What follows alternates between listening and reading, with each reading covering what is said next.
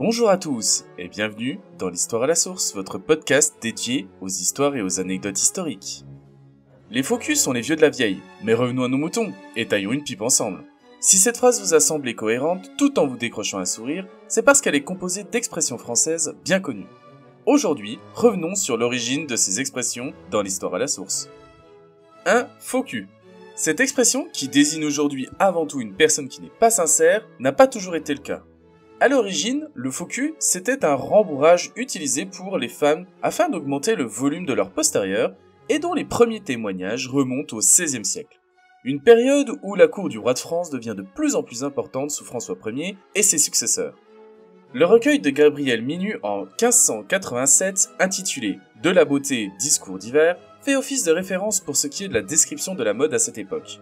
Il dit que les femmes bourrent leur derrière pour être par là estimées. On comprend mieux qu'avoir un derrière volumineux était avant tout un idéal esthétique. Originellement, ce rembourrage était généralement appelé un polisson ou une tournure, puis il deviendra par la suite avec l'appellation familière de hausse-cul, puis de faux cul. À la cour du roi Louis XIV, des ouvrages intitulés Miroirs de la beauté sont édités afin d'apprendre aux jeunes femmes les codes de la cour en termes de beauté. C'est à cette période où la cour royale devient centrale dans les intrigues politiques du royaume et que le terme de faux cul deviendra rapidement un moyen de désigner une personne qui est hypocrite et qui mise tout sur l'apparence. Plus ancienne encore que le faux cul, cette expression faucheton remonte au Moyen-Âge. À cette époque, la plupart des habitants étaient illettrés et ils se servaient de colonnes en bois où des sillons étaient tracés et dans lesquels ils mettaient des jetons. Ces jetons étant très ressemblants aux pièces, des escrocs tentèrent alors de les utiliser comme monnaie auprès des plus naïfs. Ainsi, l'expression faucheton naissait pour désigner un escroc, une personne hypocrite et une personne fourbe. En revanche, ce n'est pas le cas d'un vieux de la vieille. Vous avez très certainement déjà entendu cette expression pour dire de quelqu'un qu'il est ancien. Elle n'est finalement pas si ancienne que ça puisque c'est du temps de Napoléon que cette expression voit le jour. Elle fait référence à la garde napoléonienne, ce corps d'élite d'infanterie divisé en 3 parties à partir de 1812. On y trouve alors la jeune garde, composée des meilleurs soldats parmi les conscrits, la moyenne garde, puis la vieille garde, que l'on appelle aussi les grognards. Alors, par contre, pour ce petit surnom, c'est Napoléon qui va les surnommer ainsi car ils n'arrêtaient pas d'exprimer leur mécontentement face aux mauvaises conditions de vie en campagne en 1807. Malgré qu'ils soient un peu ronchons, c'est avant tout un corps d'élite issu de la Révolution. Pour intégrer la vieille garde, il fallait un minimum de 8 à 10 ans de service pour les 2 régiments qui le composent. Un vieux de la vieille bénéficiait ainsi d'une meilleure solde, d'un salaire donc, d'une meilleure nourriture et d'une priorité sur le ravitaillement en campagne. Mais il y avait quelques codes esthétiques à respecter. Déjà, on avait le port de la moustache, qui est dite en forme de pistolet. Elle était donc obligatoire et les cheveux devaient être longs et noués en 2 tresses derrière la nuque. Et vous deviez également porter un anneau d'or de la taille d'une pièce à chaque oreille. Vous l'aurez donc compris, un vieux de la vieille, c'est une personne expérimentée, d'un âge plus ou moins avancé, et qui peut être un peu grognon si on lui change ses petites habitudes.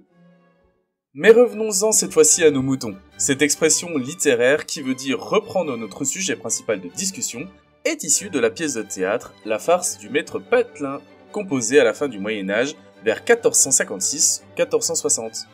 Cette pièce de théâtre de rue, renommée au XVe siècle, est considérée comme la première véritable pièce comique médiévale.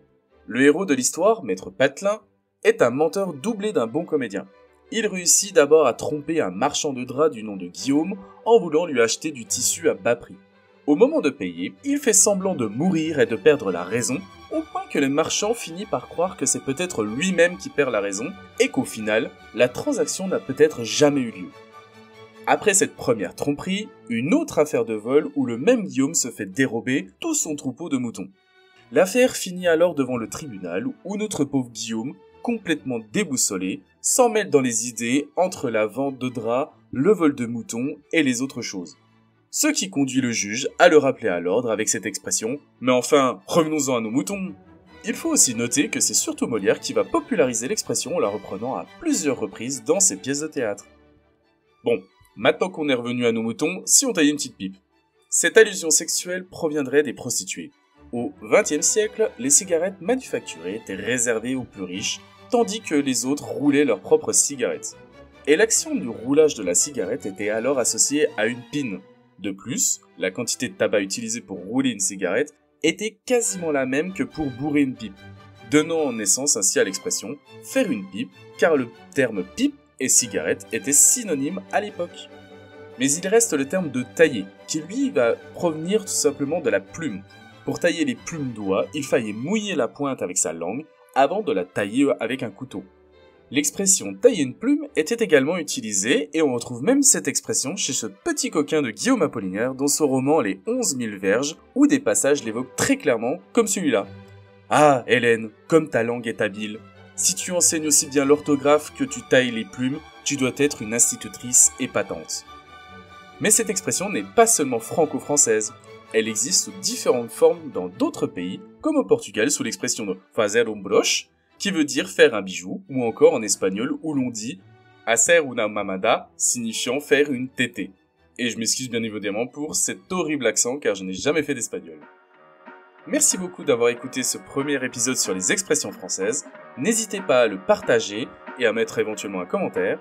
Et on se retrouve très prochainement pour un nouvel épisode d'Histoire à la source.